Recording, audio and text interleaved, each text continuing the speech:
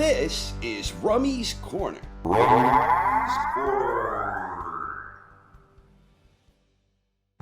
The welterweight division is one of the most celebrated weight classes in boxing history, and not without damn good reason. There have been a great number of truly outstanding boxing talents who have competed in the 147-pound weight class. Indeed, the boxer who perhaps best helped personify the concept of pound for pound in a tangible way was himself best known for his body of work at welterweight, the great Sugar Ray Robinson. Sugar Ray is more or less universally recognized as the greatest welterweight of all time, and he is likewise viewed as one of the very best, if not the very best, pound-for-pound boxer during the long rich history of professional boxing.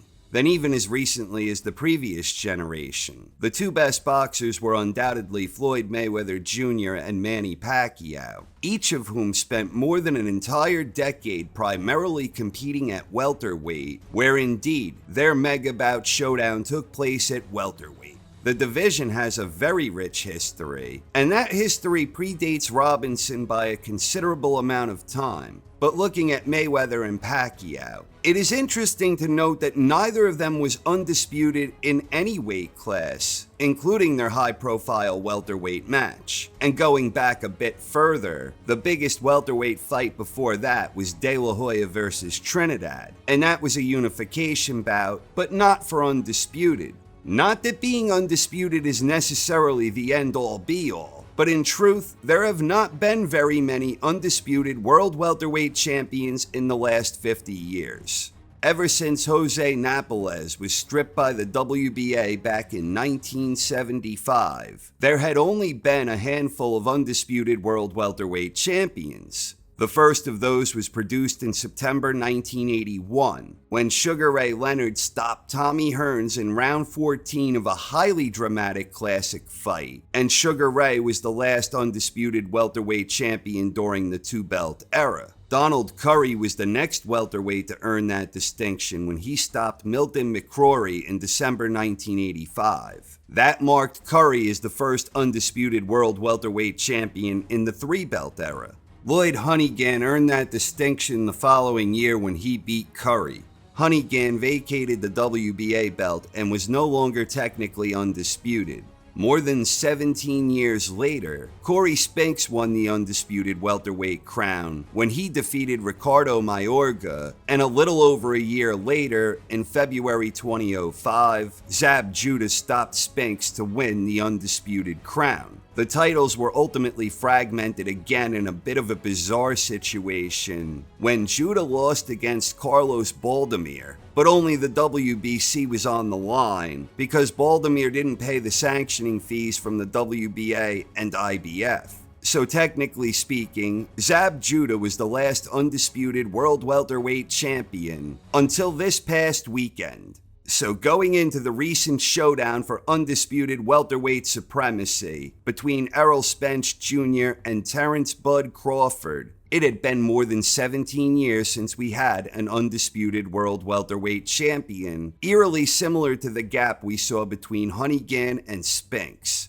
And to date, ever since Bernard Hopkins became the godfather of the modern four-belt era back in September 2004, we had never had an undisputed welterweight champion during the modern four-belt era. Those were mighty stakes at play going in. On paper, Spence and Crawford seemed very evenly matched, but in reality, they weren't. Right out of the gate, Crawford chose to box as a southpaw against the southpaw. Crawford was sharper with his punches and better at deflecting any incoming fire. Spence was throwing more, but Crawford seemed more measured in his approach.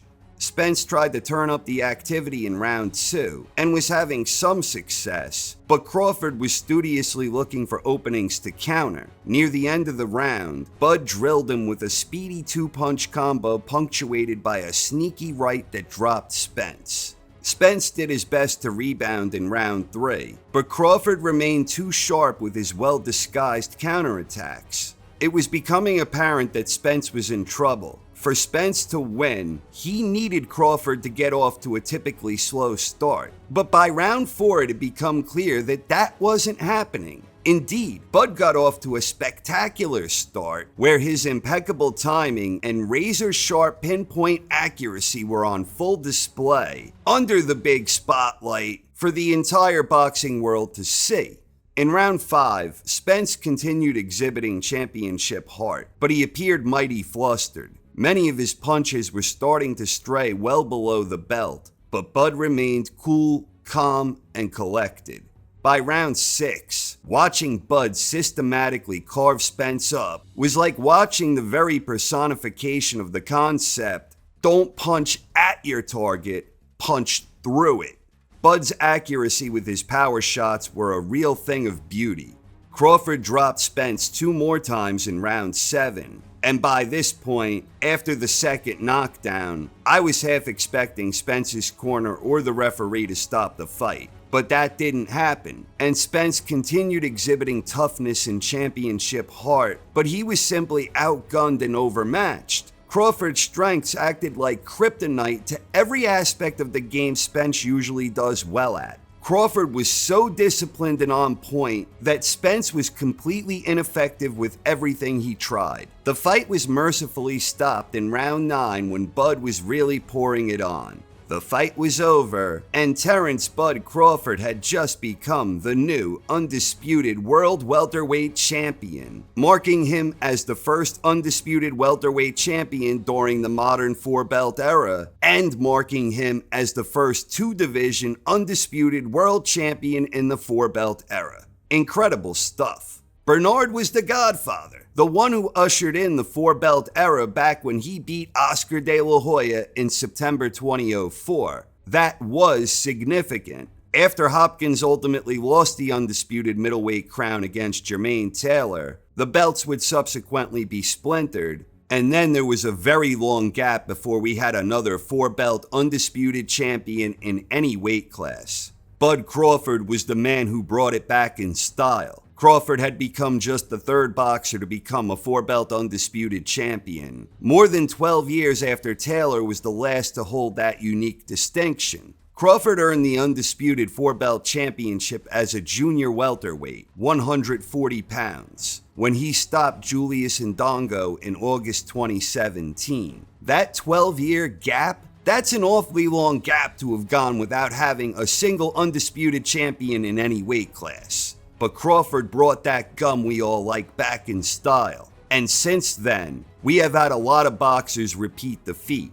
Alexander Usyk became undisputed at cruiserweight a year later in 2018. Then Josh Taylor earned the honors in 2021 at 140. And later that year, Canelo Alvarez joined the club when he became undisputed at 168. 3 more prize fighters landed the achievement last year. Jermell Charlo did it at 154, then Devin Haney did it at lightweight, and then finally Inoue earned that distinction at bantamweight.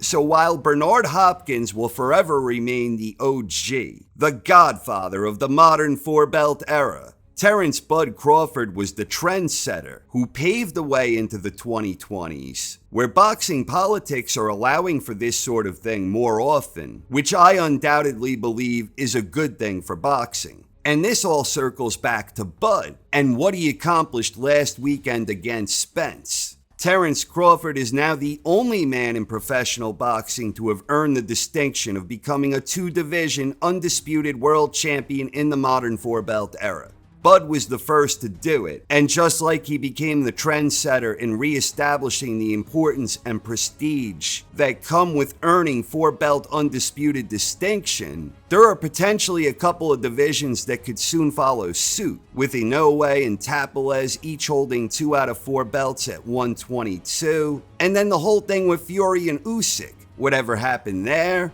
And then you have the fact that, technically at this moment, Jermell is still undisputed at 154, and he will be challenging another 4-belt undisputed king in Canelo Alvarez. But in the event that Jermell ultimately pivots back to 154 with most of those belts still in his possession, then Bud might feasibly get the chance to go for 4-belt undisputed in a 3rd weight class. But before we get too far ahead of ourselves, a path is formed by laying one stone at a time.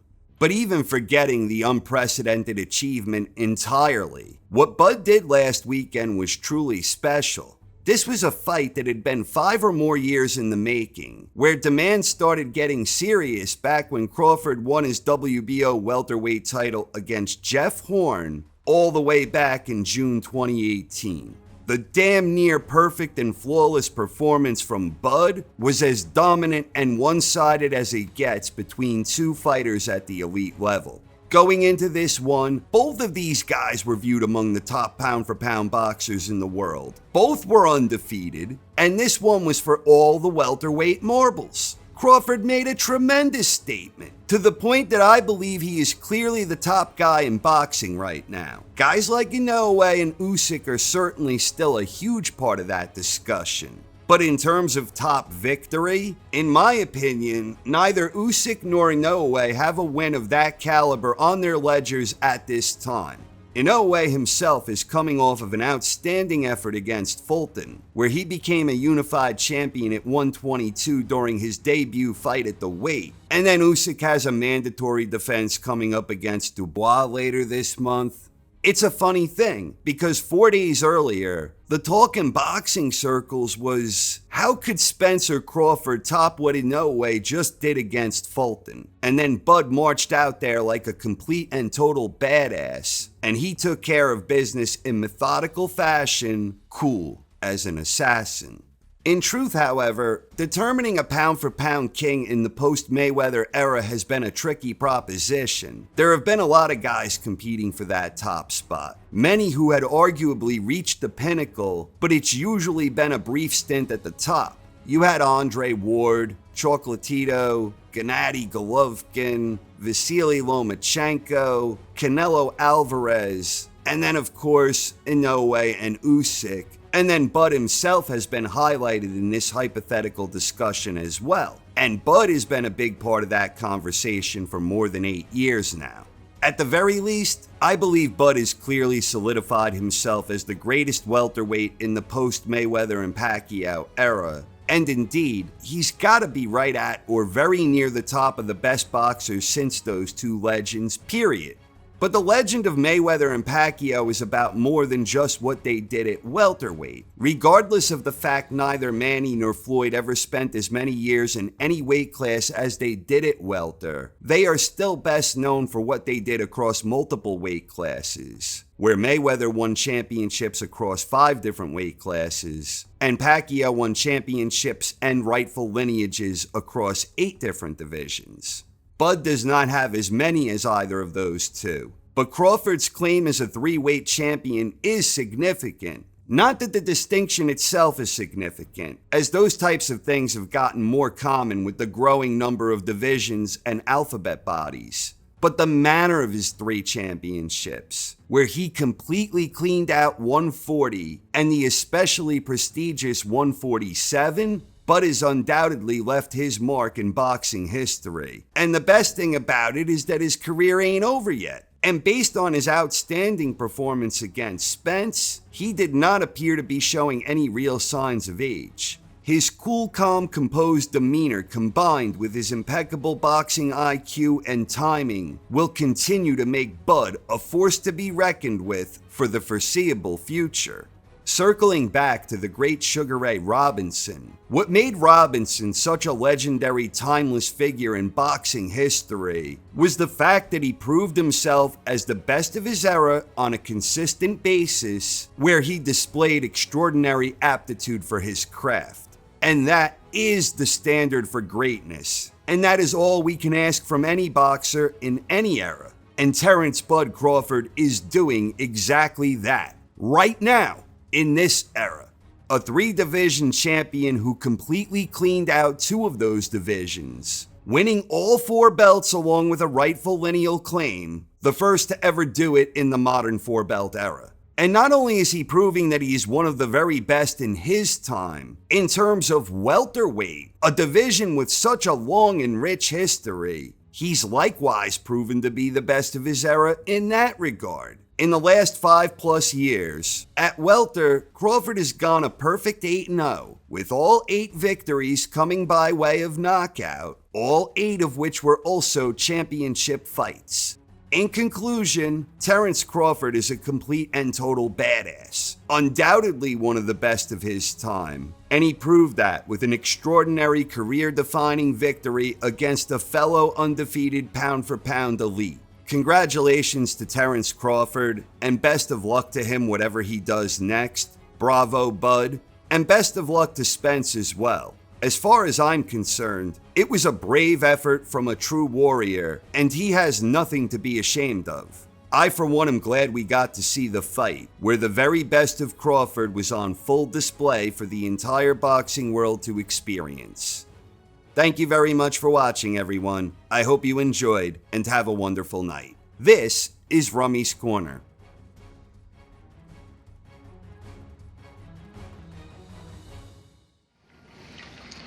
You know, Quasimodo predicted all this.